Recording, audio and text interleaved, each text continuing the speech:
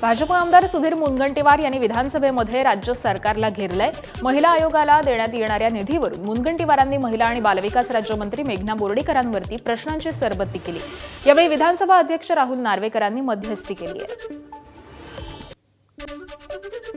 महिलांवर आंतरराष्ट्रीय महिला दिनाच्या निमित्ताने ज्यांनी 3 वर्ष पैसे दिले नसतील त्या अधिकाऱ्यांवर काही कारवाई करणार आहे की नुसतं भाषण होणार आहे? महिला दिनाच्या संदर्भात महिला शक्तीचा जागर, नारी से नारायणी तक, अबगा नहीं है सबगा है, हे फक्त शब्दात राहणार आहे की हृदयातून हा आवाजाचा ओंकार निघणार आहे? तर मग मी जर प्रश्न केला की यानंतर आउटले जो आहे त्याच्या वारंवार फायली इथं का पाठवल्या जातात, अन्यथा मग याचा उपयोग होणार नाही। तुम्ही पैसेच देत नाही महिला आयोगाला, आउटले दाखवता।